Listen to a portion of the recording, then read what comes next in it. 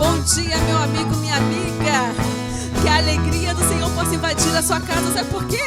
Porque a alegria do Senhor é a nossa força. Então levante e louve o nosso Deus, porque em todo tempo devemos adorá-lo e bendizê-lo.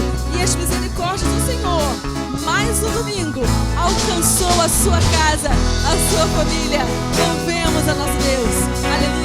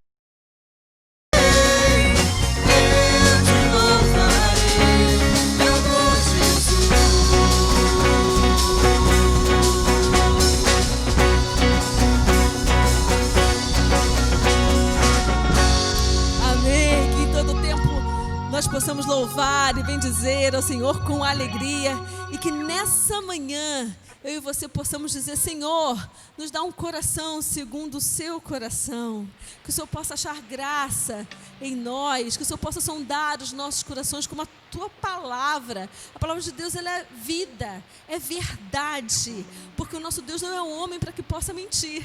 Então, glória a Deus por isso, porque Ele sonda os nossos corações e conhece as nossas intenções.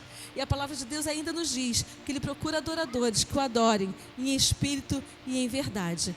Que você possa estar adorando ao seu Deus de todo o seu coração e clamando a Ele, dizendo: Senhor, me dá um coração igual ao teu. Aleluia.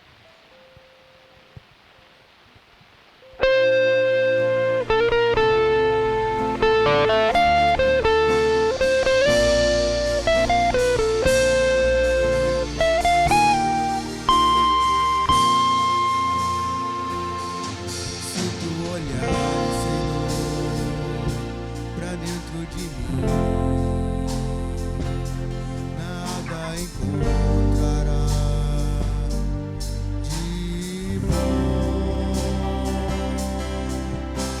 mas um desejo eu tenho de ser transformado.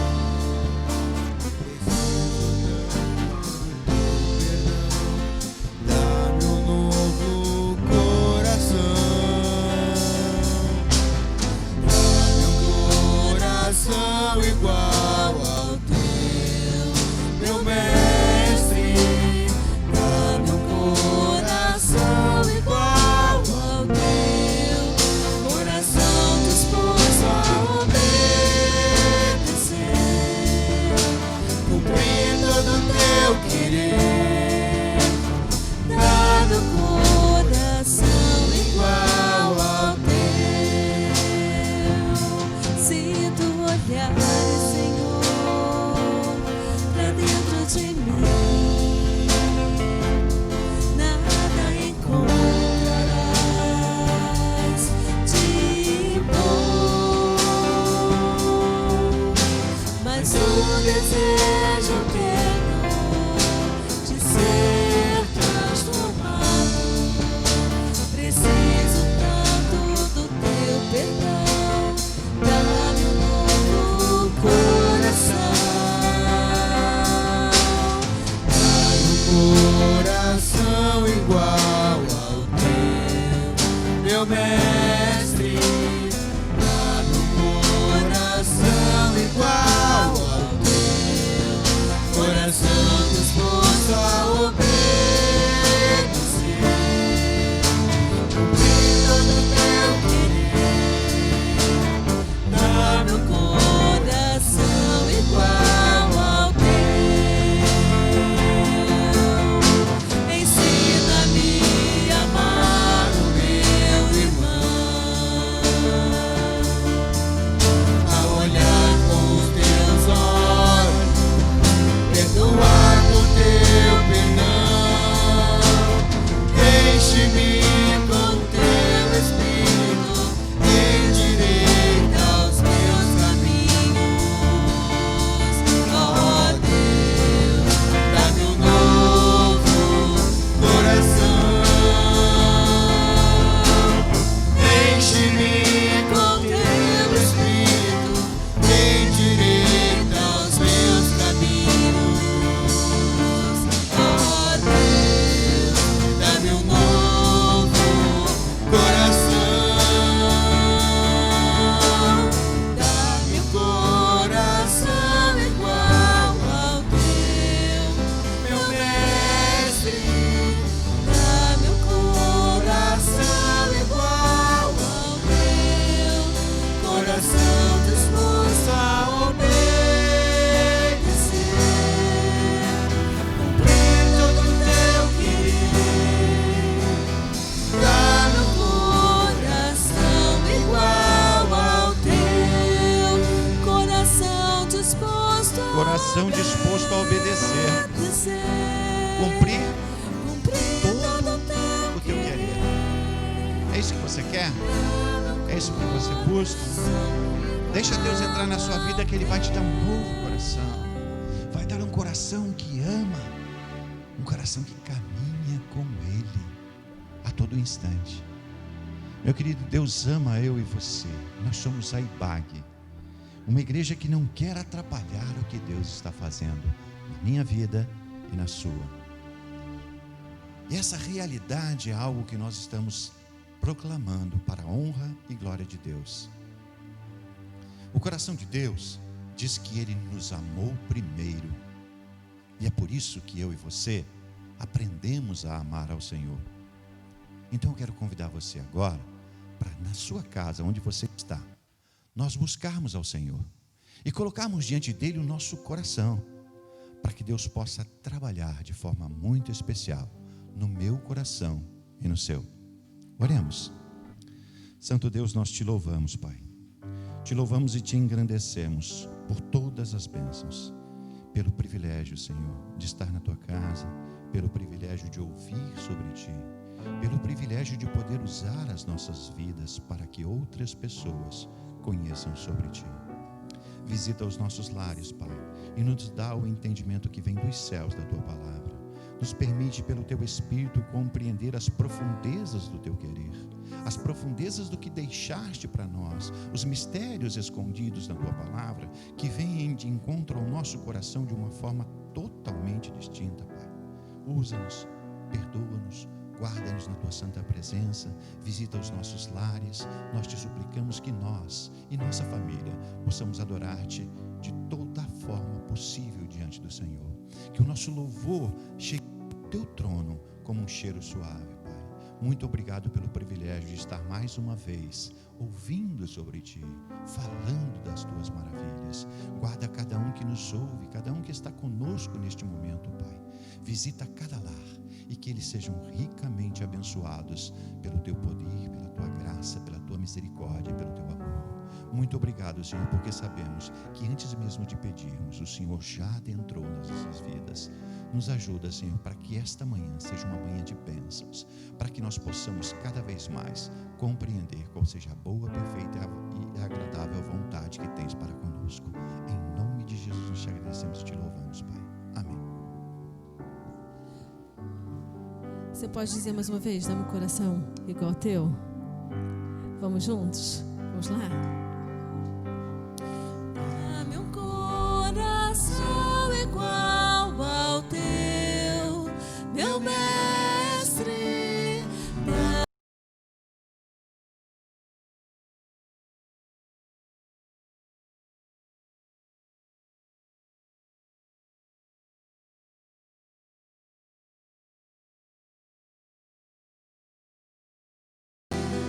Dá-me um coração igual ao teu.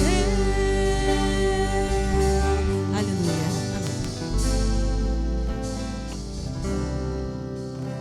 Amém. Bom dia! Muito obrigado por nos receberem na sua casa. Se você não nos conhece, nós somos a IBAG, Igreja Batista Amor e Graça, e eu me chamo Milene e quero deixar vocês informados sobre a agenda da igreja. Primeiro, se você não segue a nossa igreja nas redes sociais, comece a seguir agora. Nós estamos no Instagram, no Facebook, no YouTube. Então, além de você seguir, que você possa estar compartilhando, gente, é muito importante, para outras pessoas estarem sendo alcançadas por Jesus. E agora eu vou falar sobre as nossas celebrações. Elas acontecem aos domingos. Às 10 horas da manhã, nós estamos estudando o livro de Atos. Isso tem sido maravilhoso aprender mais sobre a Bíblia, sobre a palavra de Deus. E às 3 horas da tarde, nós temos as celebrações das crianças. E elas estão numa série muito boa, tem sido bênção na vida delas, então não deixe o seu pequeno fora disso. E os nossos cultos presenciais às 5 horas da tarde e às 19h30 presencial e online. Que você possa estar participando de tudo isso que está acontecendo aqui na igreja. Deus abençoe o seu domingo. Aleluia. E nós vamos para um novo momento também de adoração, que é nossos dízimos e ofertas. Sim, nós celebramos esse momento. Celebramos sim porque entendemos que isso é obediência. Celebramos sim porque é maravilhoso, né, nós contribuirmos e vermos o reino do Senhor avançar. Com as contribuições, com os dízimos, nós sustentamos esse momento de culto online com você que está na sua casa, no seu trabalho, no trânsito. Através dos dízimos e ofertas, estamos atendendo famílias através da ação social, estamos participando do sustento de missionário na África e também na Espanha. Enfim, é um momento de celebrarmos a Deus com tão pouco de tudo aquilo que Ele tem nos proporcionado. E eu quero orar juntamente com você que irá fazer a contribuição nessa manhã. Daqui a pouquinho vai aparecer na sua tela como você pode fazê-lo, mas antes eu quero orar, consagrar essa porção que você está dando ao Senhor. E tenha certeza que nada irá faltar na despesa da sua casa, nem para a sua família. Oremos ao nosso Deus. Pai de amor, muito obrigado, porque estamos reunidos mais uma manhã de domingo para celebrarmos ao Senhor. Muito obrigado, porque temos experimentado o seu prover. Temos experimentado, ó Deus, a nossa despensa cheia. Temos experimentado, Senhor, a sua provisão quando há escassez. E nós te agradecemos e te exaltamos. Sim, Senhor, Tu és digno de toda a honra, de toda a glória e de todo o louvor. Pai, receba toda toda a nossa adoração, todo o nosso louvor. Eu quero te pedir uma bênção muito especial para os nossos amigos que estão fazendo esse momento de adoração através dos dízimos e ofertas. Que o Senhor possa dar uma porção dobrada para essas casas, para essas famílias. Muito obrigado, Deus, porque mais uma vez acordamos e podemos celebrar ao Senhor. Em nome de Jesus Cristo. Amém e amém. Aleluia.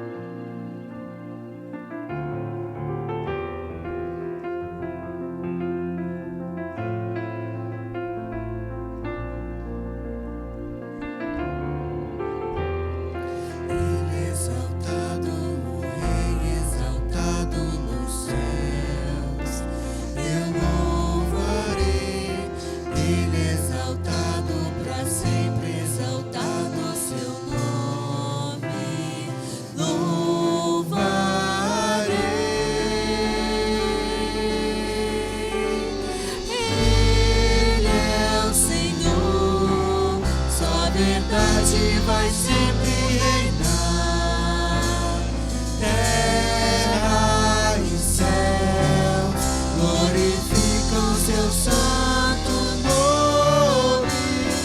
Ele é exaltado, o Rei exaltado nos céus. Ele é exaltado, o Rei exaltado nos céus.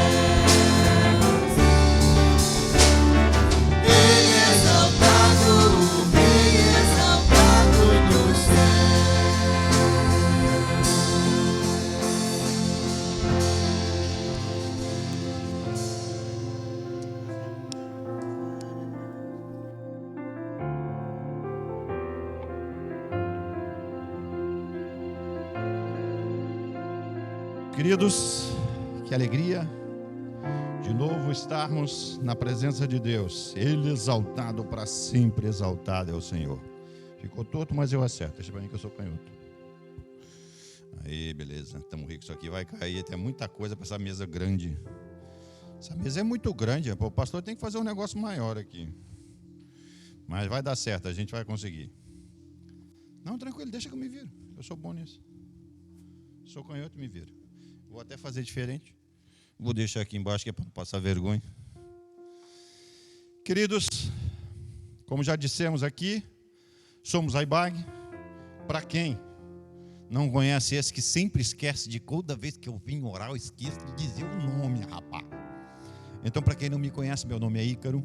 Eu faço parte da liderança dessa igreja. Sou o seminarista mais novo da igreja, 5.9.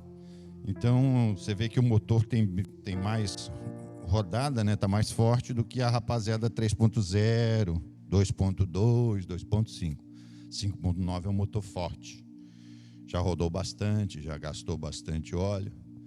Então, aqui estamos. Para quem não me conhece, meu nome é Ícaro. E nós vamos falar hoje sobre os Atos dos Apóstolos, dando continuidade ao estudo de Atos, que nós temos feito a cada domingo. E, em especial, estaremos falando sobre Atos 11 e 12. Atos 11 e 12. Vai ser uma alegria compartilhar com você, mas eu queria que você orasse comigo, para que nós pedíssemos a orientação de Deus, para que a palavra que nós possamos desenvolver e caminhar com ela, possa ser uma palavra ricamente abençoada e não saindo daquilo que eu acho que sei ou que penso, mas daquilo que o Senhor quer que seja dito a mim e a você. Amém? Vamos orar? Amado Deus, nós te louvamos, Senhor, pelo privilégio de mais uma vez estar na tua presença e poder compartilhar das tuas maravilhas. Muito obrigado pelo privilégio de ser usado como um servo teu para dizer algo sobre ti, algo que vem do teu trono.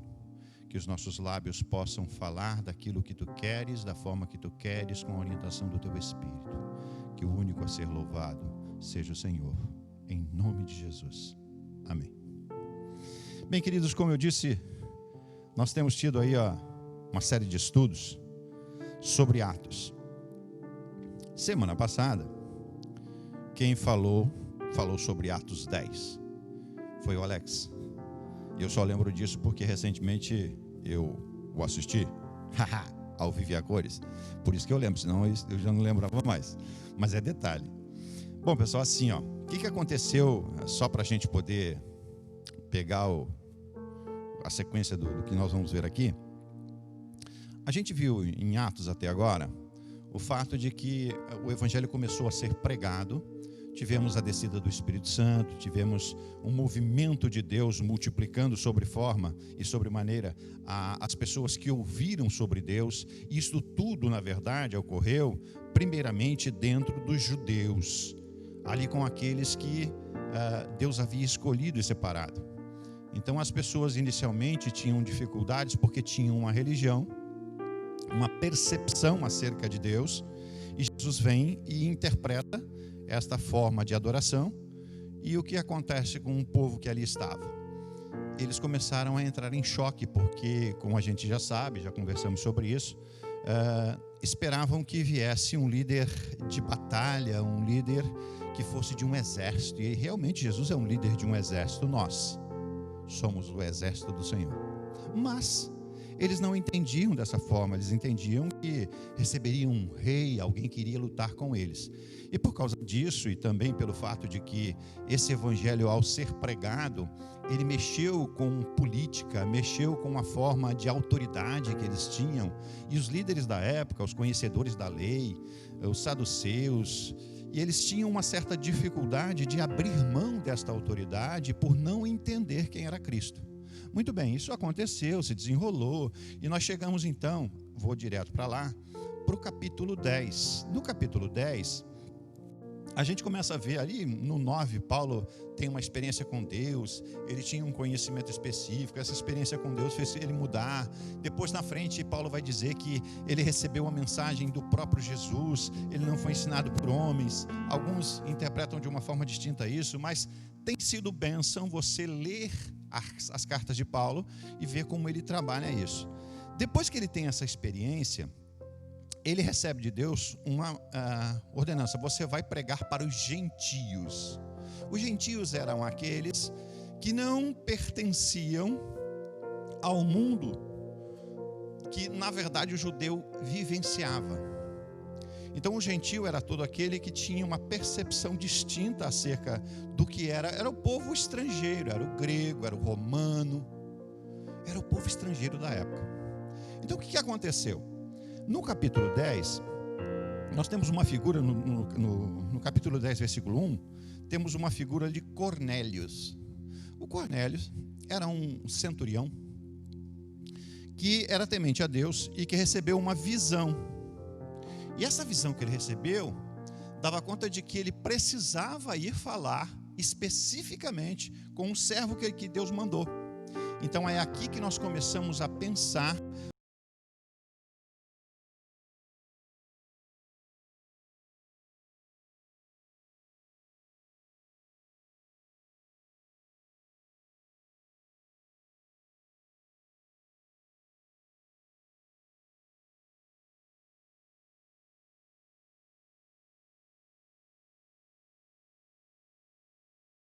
por causa dessa dificuldade, digamos assim, de entendimento do judeu, que veja, o judeu já vinha se convertendo, já vinha aceitando a Jesus, o evangelho vinha sendo pregado e vinha se multiplicando o conhecimento. Nós vimos que havia perseguição, havia todo tipo de dificuldades, mas que ainda assim Deus trazia à igreja aqueles que se haviam de salvar, e o povo tinha tudo em comum, e o povo caminhava, e o povo crescia.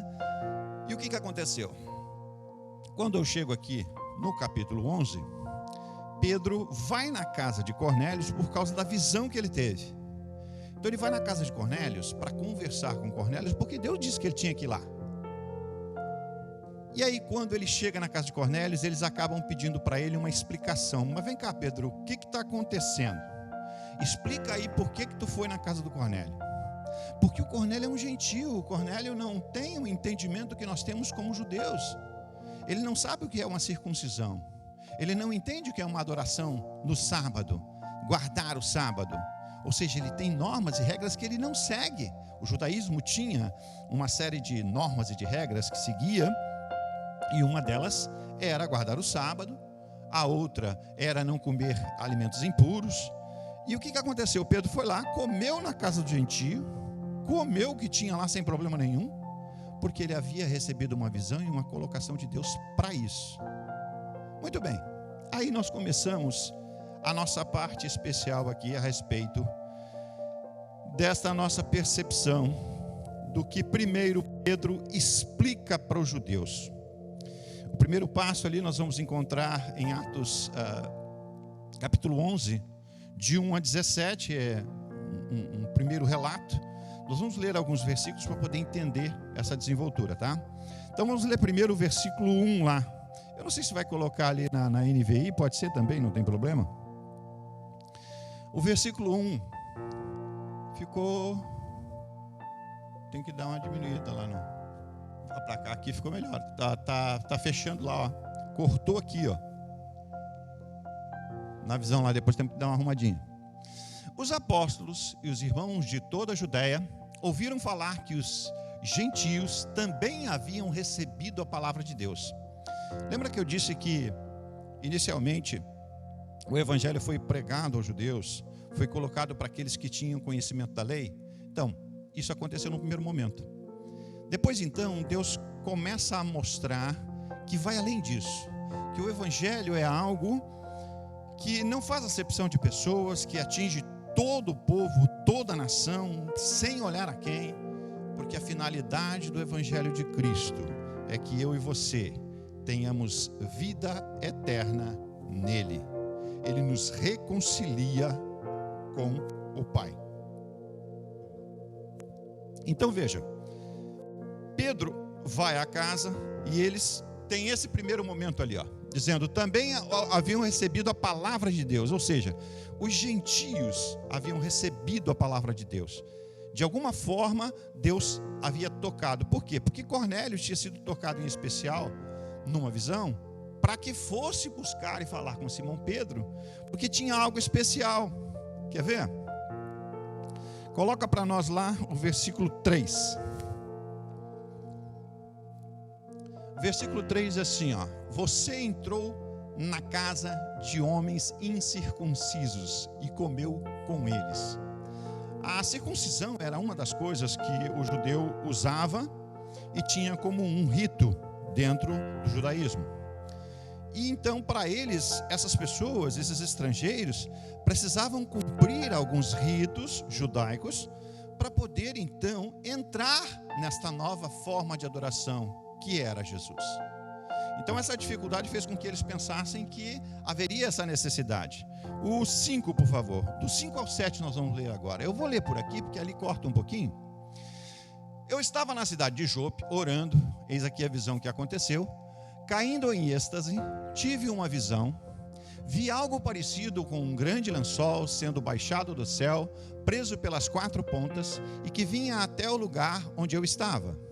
6. Olhei para dentro dele e notei que havia ali quadrúpedes da terra, animais selvagens, répteis e aves do céu. 7. Então ouvi uma voz que me dizia, levanta-te, Pedro, mata e come. Olha só o grande detalhe. Eu assistindo, depois que vi o Alex falando, ele trouxe uma coisa que ele achou interessante, destacou o fato de que Pedro sempre fazia tudo 3 vezes, né? Sempre aconteciam as coisas na vida dele 3 vezes. E não foi diferente aqui. Ele diz, olha, por 3 vezes isso me veio, esta visão me veio, né? E aí o que acontece? Na sequência ele vem de novo, aí nós vamos lá para o 9, vamos no versículo 9. Olha o que acontece. Ele tem essa visão, tem isso, Deus manda ele alimentar-se, ou seja, não considera impuro aquilo que Deus purificou, né? A voz falou do céu segunda vez, não chame impuro ao que Deus purificou. Então veja que Deus estava se manifestando não só para o judeu, estava trazendo uma mensagem que ia além da percepção, da capacidade de entendimento do judeu, seja acerca do que eram os alimentos, de como alimentar-se com eles, e também da forma com que esse evangelho precisava ser divulgado, tá? Vejam lá, por exemplo, de 11 a 15, vamos ver de 11 a 15 agora o que diz, para a gente possa entender. Na mesma hora, chegaram a casa, isso aqui foi quando ele teve a visão, ele está tendo a visão, nesse mesmo momento, chega um povo na casa dele, olha lá, chegaram na casa em que eu estava hospedado, 3 homens que me haviam sido enviados da Cesareia. Lembra que eu falei que o Cornélios era, a Bíblia fala de Cesareia, ele era um general? Esse é o Cornélios que estava na casa dele, que teve a visão. Então ele passa para o 12, por exemplo. No 12 ele diz, o Espírito me disse que não hesitasse em ir com eles, porque eles foram lá, porque Cornélios disse, vá lá e busque a Simão chamado Pedro, porque ele teve uma visão, então ele foi. Ele disse, vai lá e não hesite. Aí Deus fala para ele, não hesite em ir com eles. Estes 6 irmãos também foram comigo e entraram na casa de um certo homem. Esse certo homem é Cornélios. E aí nós temos o que vai agora no 13. Ele nos contou como um anjo lhe tinha aparecido em sua casa e dissera, mande buscar em Jope a Simão chamado Pedro.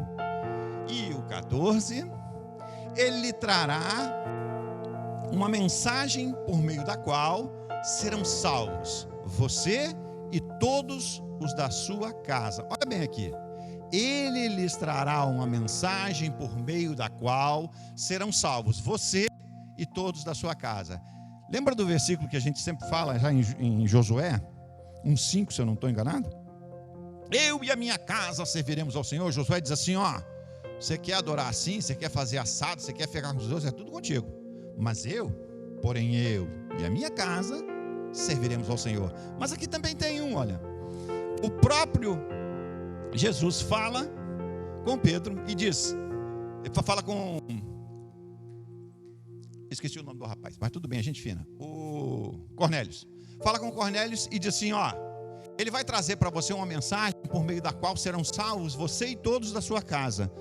Ou seja, Deus já estava dizendo a Cornélios que era um gentio, que era um estrangeiro, que não fazia parte dos judeus, que não tinha todos aqueles costumes, que não tinha todas aquelas percepções. Ele disse, vai lá e chama ele, porque ele vai te trazer uma mensagem que vai trazer vida para você e para sua casa. Era o evangelho saindo dos limites dos judeus. E aí vamos lá para o 15. E no 15 ele diz, quando comecei a falar, o Espírito Santo desceu sobre eles, como sobre nós no princípio. Pedro diz assim, que quando ele começou a falar com Cornélios, quando ele começou a imaginar que ele ia dizer alguma coisa, Cornélios tem uma experiência com a descida do Espírito Santo na vida dele. E aí Pedro fica olhando e diz, e agora, o que eu vou dizer lá em casa? Eu sou judeu, tem uma série de coisas para acontecer, eu preciso de circuncisão, eu tenho alimentos que eu não posso comer, tem coisas que eu não posso fazer. E simplesmente esse estrangeiro, que a palavra diz que ele é temente, se você ler o capítulo 10 você vai ver isso, diz que ele era temente. Como é que eu faço isso? Atos 1:5, bota lá para nós Atos 1:5. Atos 1:5 vai dizer dessa experiência que ele diz, ó. Isso aqui também está lá, o Espírito Santo que ele coloca ali. A experiência que Pedro fala é a experiência do toque do Espírito Santo que nós temos em Atos 2. Foi a descida do Espírito Santo. Aqui, em Atos 1, está especificado o que ia acontecer, pois João batizou com água, mas dentro de poucos dias vocês serão batizados com o Espírito Santo. Há uma diferença muito grande nessa perspectiva aqui. Há uma diferença muito grande quando você se converte ao Senhor. A partir do momento em que o Espírito Santo passa a atuar na sua vida, quando você entende o Evangelho, seja você estrangeiro ou não importa onde você esteja, quem você seja, se é branco, negro ou índio, não importa a condição social, não importa a sua vida econômica, vamos juntos espalhar a paz. O que acontece com o Espírito Santo? Ele adentra no seu coração e começa a te ensinar. Isso foi o que aconteceu. Na verdade, o acontecimento de Cornélios foi algo diferente e até mais histórico do que a gente tem hoje. Porque hoje nós estamos buscando e aprendendo sobre Deus, e à medida em que aprendemos, o Espírito Santo de Deus mora em nós, trabalha em nós. Esse grande detalhe faz com que nós cresçamos e aprendamos de glória em glória como evoluir na palavra de Deus. Então veja, nós tivemos ali um primeiro momento, o acontecimento especial de Cornélios, que deu conta para Pedro, e ele está explicando isso para os judeus, porque nesse primeiro momento que eu estou lendo para vocês, é a explicação de Pedro aos judeus, de por que ele foi para a casa de Cornélios. O que levou ele a chegar lá? Ele está explicando. Aí no versículo 18, esse pessoal muito inteligente, que são os judeus ali, no versículo 18, ele diz assim: ouvindo isso, não apresentaram mais objeções e louvaram a Deus, dizendo: então Deus concedeu arrependimento para a vida até mesmo aos gentios. Vejam, todos aqueles judeus que começavam a imaginar uma série de ritos e de situações que precisam ser feitas para que eles pudessem caminhar com Jesus, descobrem que o judaísmo, ainda que com Jesus, na verdade não precisava ser imposto aos gentios, ao estrangeiro. E eles ficam alegres, na verdade, porque entendem que o arrependimento também chegou para os gentios. E aí esse primeiro momento que a gente vê em Atos 11, é Pedro explicando isso. É Pedro dizendo isso para o povo judeu da época, que tinha uma percepção totalmente equivocada, porque era início. Eles não conheciam, embora hoje ainda tem pessoas lá que não compreendem essas realidades, que não entendem essas questões. Mas, na verdade, o que aconteceu ali foi que o povo que estava começando no Evangelho, o Evangelho estava se multiplicando, as pessoas estavam conhecendo, e não só pessoas que estavam no mundo dos judeus, mas pessoas estrangeiras de outros povos, outras nações, outras línguas. Por isso que ele chegou até a mim e a você. Por isso que eu hoje, um brasileiro, descendente de grego, misturado com índio, mais português, mais alemão, é uma mistura danada. Ele chegou em mim, senão ele não chegava nem em mim, nem em você. É claro que eu sou um grego meio fajuto, eu conheço bem pouca coisa de grego, mais palavrão do que outra coisa, porque meu pai falava mais palavrão do que outra coisa, mas eu sei alguma coisa eu aprendi, coisa boa. As que não presta, deixei para lá. Então veja, por causa desse movimento, aqui em Atos 11, que nós estamos continuando, nós somos os atos, só que dos nossos momentos com Deus. E eles são registrados na eternidade. Como tem sido o teu ato diante de Deus? O que você tem registrado diante do Senhor? Você consegue parar agora e pensar: como tem sido a minha vida? Os meus atos junto com Jesus, o que eles refletem? Como as pessoas enxergam o Jesus que eu sirvo através da minha vida? Essa é uma realidade que você... É uma pergunta retórica, não precisa ficar bravo não, tá? Você não precisa nem responder para mim, pode responder para você mesmo. Até porque se você responder para mim aí, eu não vou te ouvir. Então, responda para você, ela é retórica. Não precisa dizer nada, só pensa. Que atos? Quais são os nossos atos e como eles têm afetado as pessoas? Eu botei água, mas não tomei. Dá licença um minutinho, vou tomar uma água aqui. Então, já tomei a água. Não é com gás, porque tem um cara muito sem vergonha que não trouxe água com gás. Ele disse para mim outra coisa, mas não vou dizer aqui, que senão fica feio. Eu vou ficar quieto. Não, mas eu te pego na próxima. Ele está me devendo água com gás, mas tudo bem. Então, o que acontece? Eu vejo que esse primeiro momento de Atos 11 diz respeito a isso. Na sequência, eu vejo um outro detalhe. Em Atos 11, de 18 a 21, na verdade, pega do 19 em frente, porque a gente já chegou ali. Ele vai falar sobre o evangelho se espalhando entre os gentios.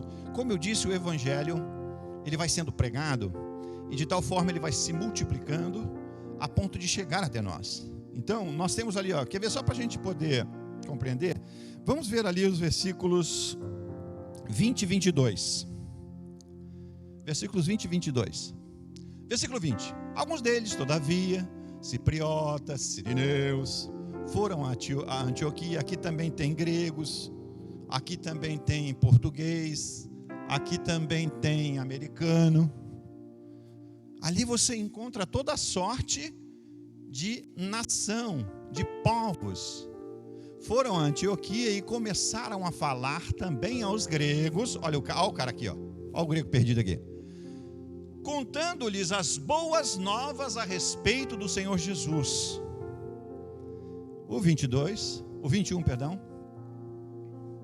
A mão do Senhor estava com eles, e muitos creram e se converteram ao Senhor. Por isso que você está aqui hoje. Por isso que o evangelho está sendo pregado para você hoje, por causa disso aí, 22.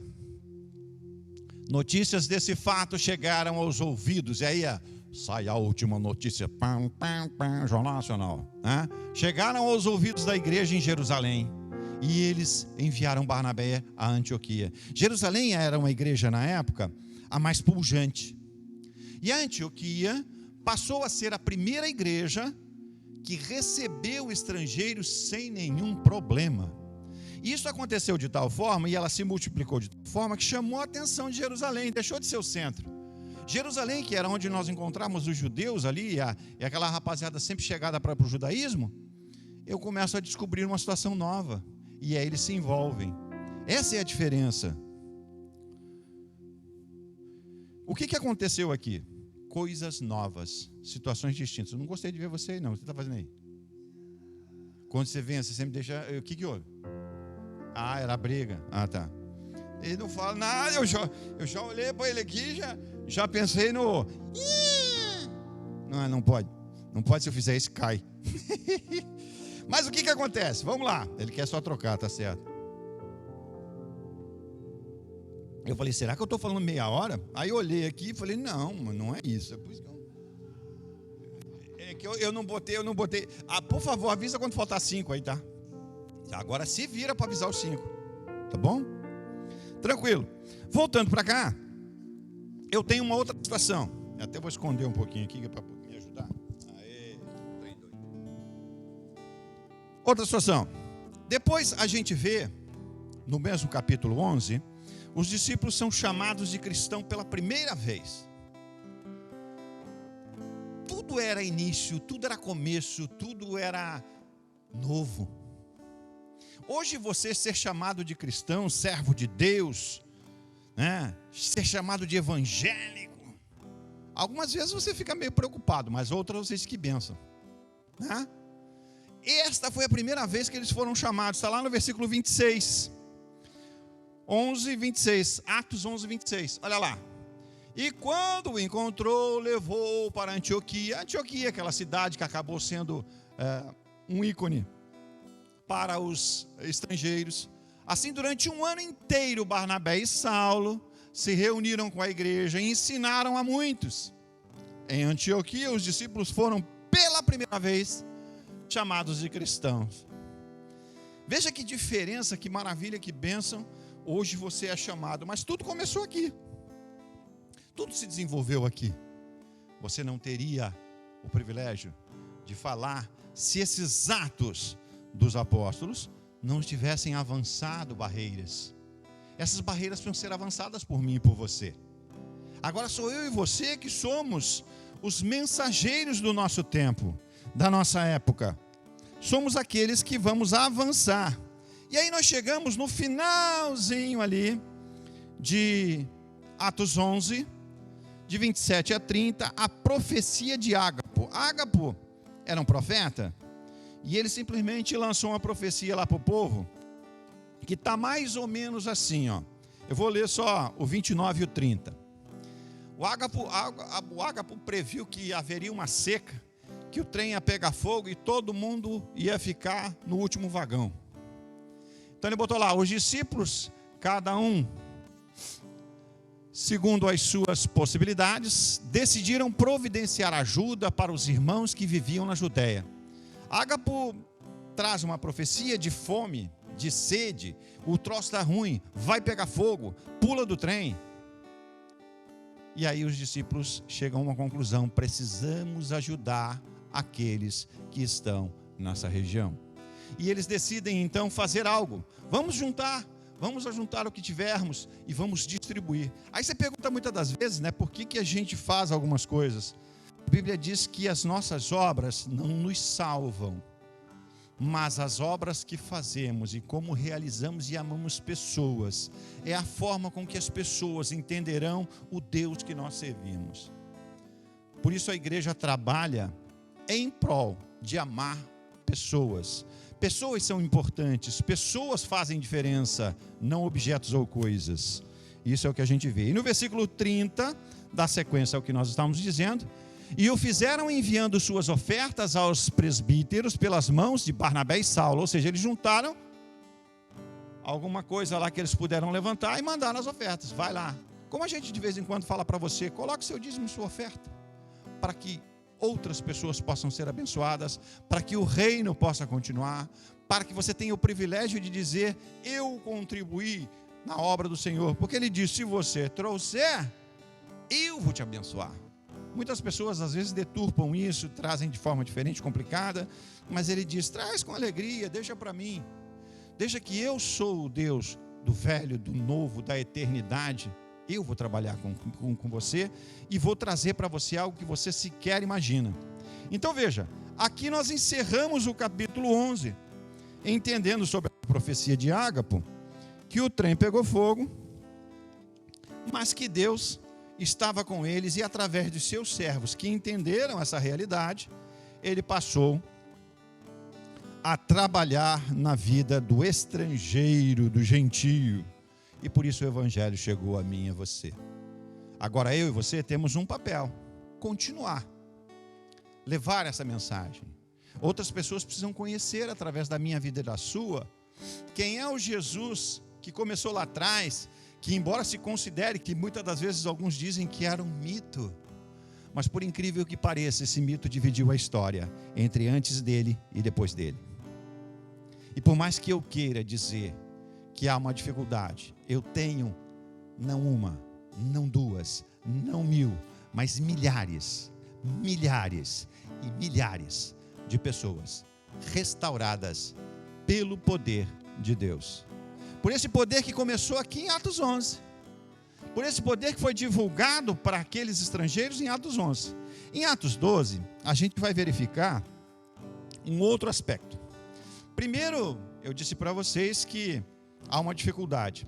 Vocês já notaram que toda vez que se traz algo novo, sempre surge um entendido? Sempre tem um cabeçudo que é muito sábio, mas o homem sábio. E muitas das vezes ele sempre se intromete. Aqui no sul é muito forte isso. No sul, se você pintar a sua cerca, a sua porta, a sua casa, cortar sua grama, no dia seguinte o vizinho, ele olha que tu cortou. Ah, ele cortou. No dia seguinte ele corta dele. Já pararam para ver isso aí? Vocês que moram aqui no sul, eu sou gaúcho, disfarçado, mas sou, tá? Você que mora aqui no sul, observa isso. pinta a sua gradezinha lá, no dia seguinte o teu vizinho vai pintar dele.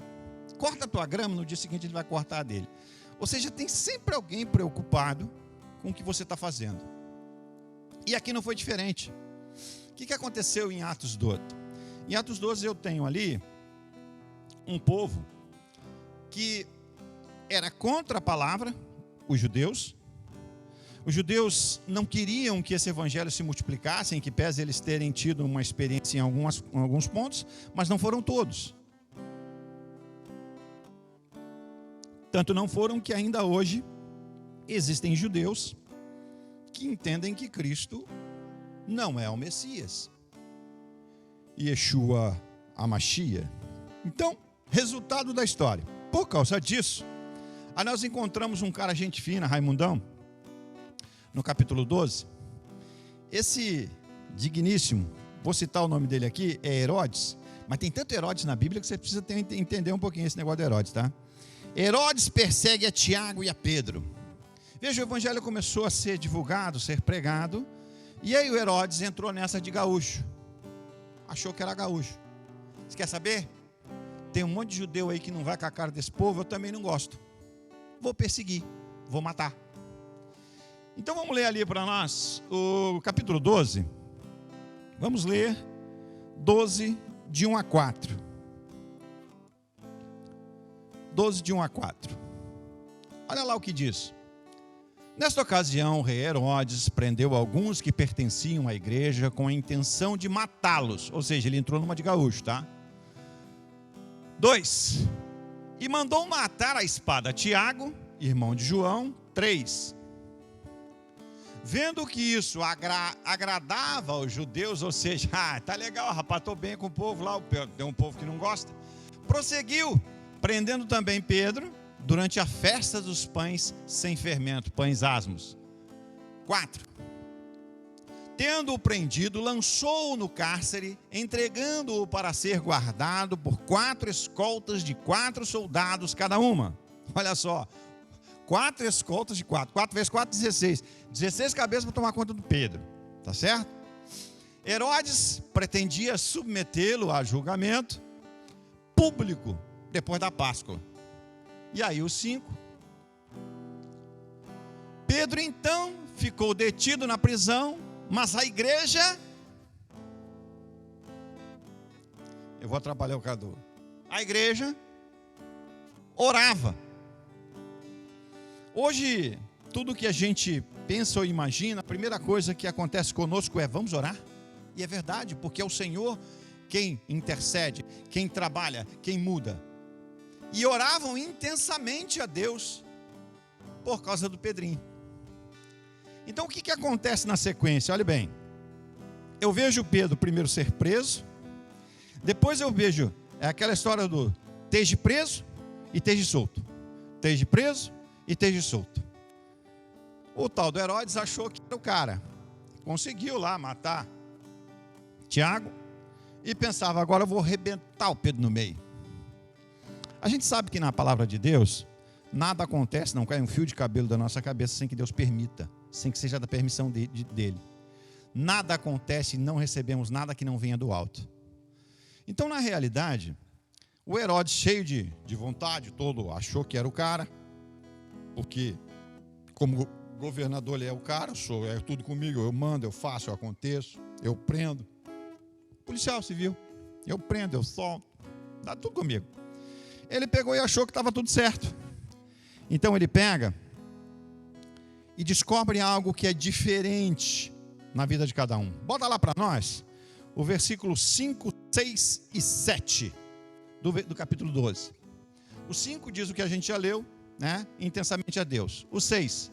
Na noite anterior ao dia em que Herodes iria submeter ao Pedro ao julgamento, estava dormindo. Pedro estava tirando um sono, ou seja, ele estava calmo, está tudo certo, me prenderam, estão a fim de me matar, mas deixa que Deus cuida, né? Ele disse: Pedro estava dormindo entre 2 soldados, preso com 2 algemas, e sentinelas montavam guarda à entrada do cárcere. Ou seja, o cara estava fechado de verde, amarelo, azul e cor-de-rosa. Não tinha jeito, estava enrolado. No versículo 7, eu vejo Repentinamente, apareceu um anjo do Senhor e uma luz brilhou na cela. Já era. Ele tocou no lado de Pedro e o acordou. Ô Pedro, acorda aí. Te liga, bico de luz. Depressa, levanta-te, disse ele. Então, as algemas caíram dos punhos de Pedro. Você sabia que não tem algema, não tem cadeia, não tem grilhão, não tem sofisma, não tem nada que te segura? Se Deus pelejar por você? Não tem nada, nada, nada mesmo. Ainda que você morra, Ele te traz de volta. Se esse for o desejo dele. Eu tenho alguns exemplos sobre isso, mas ele levaria mais tempo para contar para você. E o pessoal vai ficar bravo comigo se eu começar a contar essas coisas. Aí eu vou fazer que nem o pastor, vou fazer só o capítulo 8, só o 7, e vou deixar para a próxima. Aí não dá, vão ficar bravos comigo. Perdão. E olha o que acontece no 8. Olha o que acontece no 8. O 8 diz assim: o anjo lhes disse: vista-se e calça as sandálias. E Pedro assim fez. Disse-lhe ainda o anjo: põe a capa e siga-me. Ou seja, siga-me os mãos, vem comigo. Ele deu uma de chapulim e disse assim: ó, siga-me os mãos e vamos embora. Não tem conversa fiada. Ele simplesmente: vem comigo, esquece, deixa falar. Tem muito soldado aí, todo mundo tomando conta, 16 cabeças para tomar conta, mas vem comigo. Levou Pedro embora. Pedro é solto, porque quando Deus faz, e eu queria que você lesse comigo, vou pedir para colocar para mim ali, para a gente poder entender esse detalhezinho do libertar, né? Do que Deus faz no termo de libertação. Bota para nós lá Salmo 121, 1 e 2. Salmo 121, 1 e 2. Olha por que Pedro estava calmo e o que fez com que ele ficasse calmo. 121 e 2. Levanta os olhos para os montes e pergunto: de onde me virá o socorro? E o 2: o meu socorro vem do Senhor, que fez os céus e a terra. E é por isso que eu e você, ainda hoje, na ação de Atos, que agora é Atos 29, 30, 31, 32 e assim vai, que está sendo registrado no livro da vida, que está sendo registrado quando nós chegarmos na presença de Deus, e aí por isso eu digo para você, presta atenção que o trem é doido. E o que está acontecendo comigo e com você? O que vai se desenvolver na minha vida e na sua? Isso é algo que eu e você precisamos trabalhar. Então o que acontece aqui? Eu vejo Pedro sendo preso, esteja solto.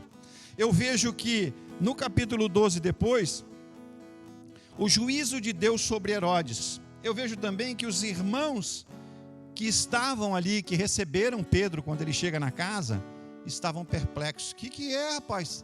Isso aqui tu vê, né, cara? Deve ser o anjo é o anjo do Pedro, não é o Pedro. Aí fica todo mundo: e agora? A guria vai na porta, abre a porta, não fecha a porta e coisa e tal, não sei o que faço. Bota lá o 14 para nós. 12, 14. Ao reconhecer a voz de Pedro, tomada de alegria, a guriazinha que foi abrir a porta, uma baixinha, mais alta que, mais baixa que você, ela correu de volta, sem abrir a porta, ela ficou perdida, né? Não abriu nada, não fez nada, saiu fincada e exclamou: Pedro está na porta. Pedro está lá na porta. E a rapaziada não sabia o que dizer, não sabia o que fazer, estava meio perdido, porque eles estavam orando, e foi para eles uma experiência. Deus havia tirado Pedro do cárcere sem nenhuma dificuldade, como Ele tira eu e você de qualquer cárcere que você esteja, espiritual, emocional, físico, Ele tira. Mas você precisa entender que Ele tira na justiça dEle. Então você vai ter que orar a Ele, colocar diante dEle, e Ele vai agir.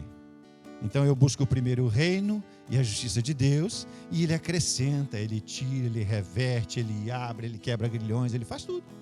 E traz para mim e para você essa diferença. Depois, lembra que eu falei lá que o Herodes era o cara? Só não vou dizer de quê, porque senão fica ruim. O juízo de Deus sobre Herodes. Herodes achou, bom, mandei matar, fiz acontecer, eu sou o cara, mas é tudo comigo, deixa para mim que eu sou canhoto. Olha o que aconteceu com Herodes, por que isso aconteceu com Herodes?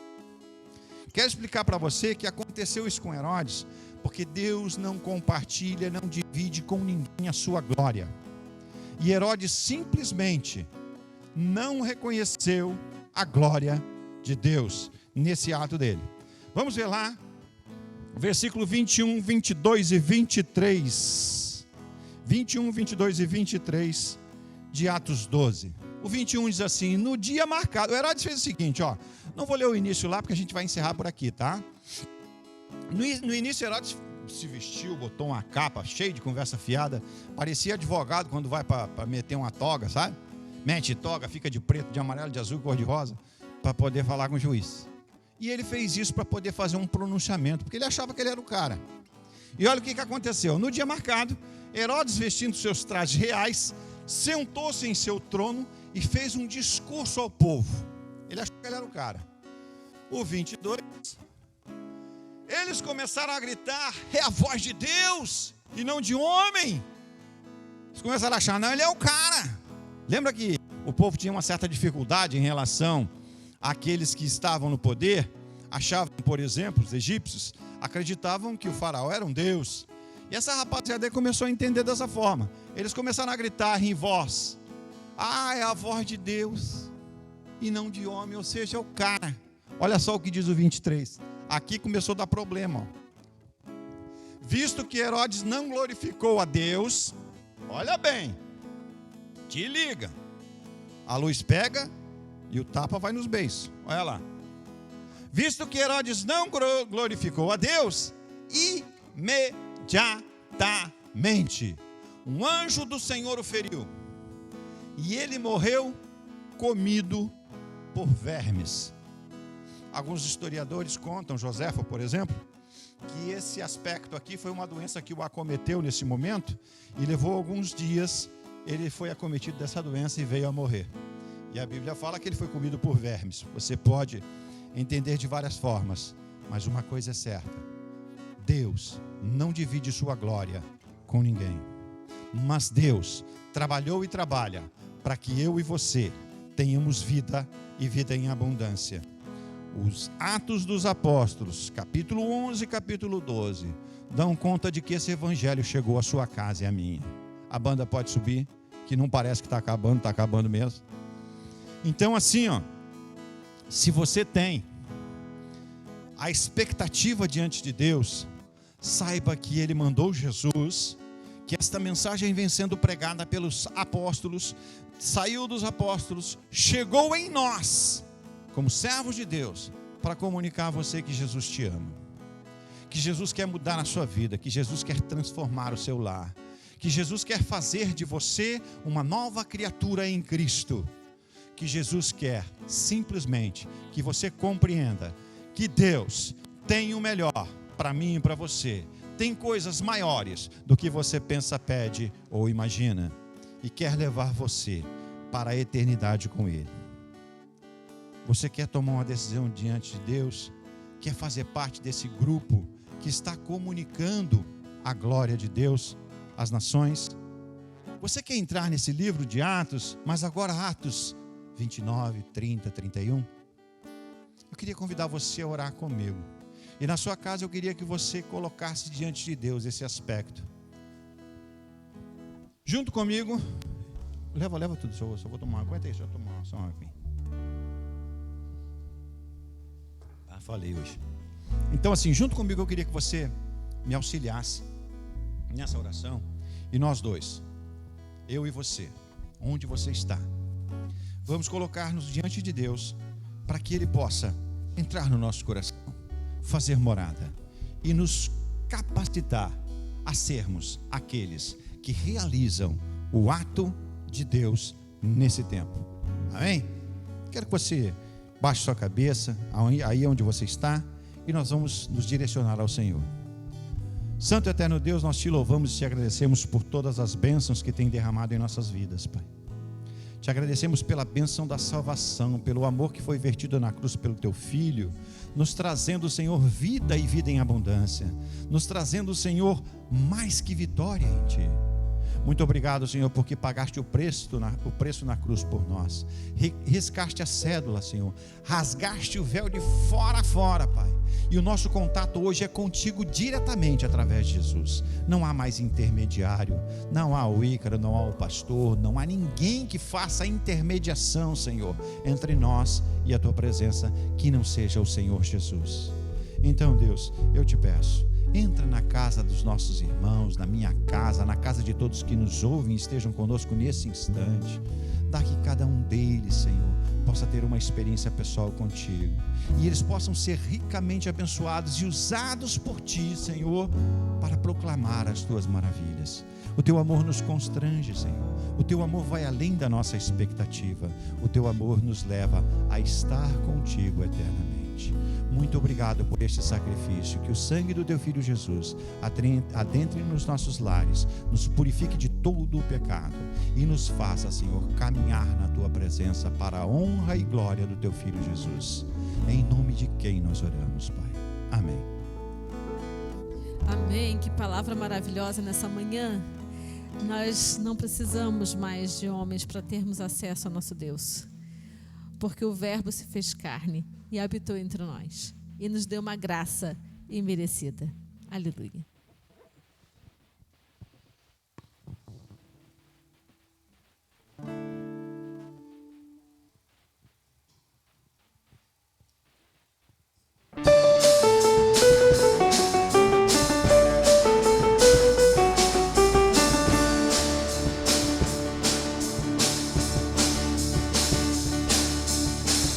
Não é pelo que fiz, nem pelo que sou. O nome disso é graça, só pela Tua graça. Oh,